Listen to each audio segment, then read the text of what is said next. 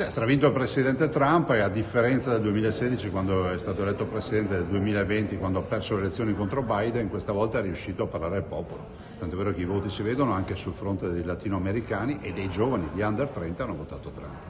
Il centrodestra veneto esulta alla vittoria di Donald Trump, data per incerta fino all'ultimo dagli analisti e poi materializzatasi con numeri impressionanti. Ha promesso la pace il neoeletto presidente americano ed è sull'auspicato ritorno a una stabilità internazionale che la politica punta i riflettori, tanto da far passare in secondo piano il timore per nuovi dazi e vincoli all'export italiano. Preoccupazioni ne abbiamo sempre, storicamente e ciclicamente, però è anche vero che i nostri imprenditori non hanno paura di affrontare i mercati, li affronteranno e ovviamente coscienti del fatto che debbano avere al loro fianco un governo che li difende.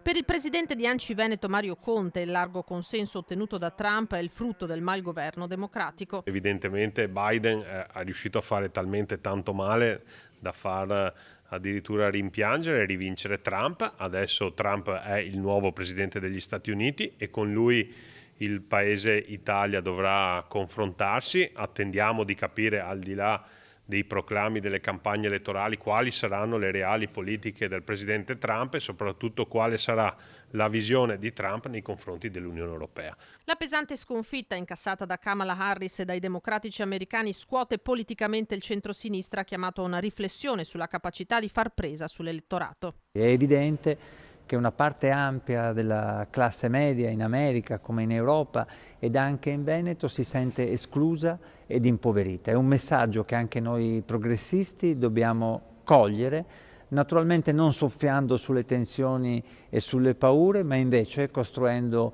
un modello di società davvero inclusiva, una proposta alternativa che possa parlare a tutte le fasce sociali. Le congratulazioni al 47° presidente degli Stati Uniti sono state espresse dalle massime cariche dello Stato. La presidente Giorgia Meloni ha parlato di nazioni sorelle e di un legame strategico che sarà rafforzato ancora di più.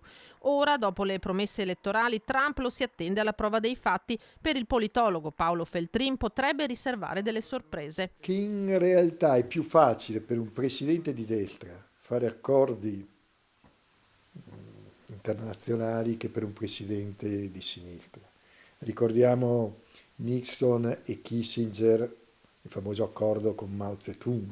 Oppure ricordiamo Reagan-Gorbaciov. La vera domanda è: Trump ci stupirà e ristabilirà relazioni più normali, tra virgolette, con Deng Xiaoping e la Cina? Questo è il vero interrogativo. E poi, conclude Feltrin, c'è invece una certezza. Il debito pubblico crescerà, ma con esso anche crescerà enormemente il PIL americano. E questo farà da traino forse all'economia mondiale. Ecco, quindi è vero che ci sono 1000 fattori di preoccupazione, ma è meglio sempre guardare il bicchiere mezzo pieno che il bicchiere mezzo vuoto.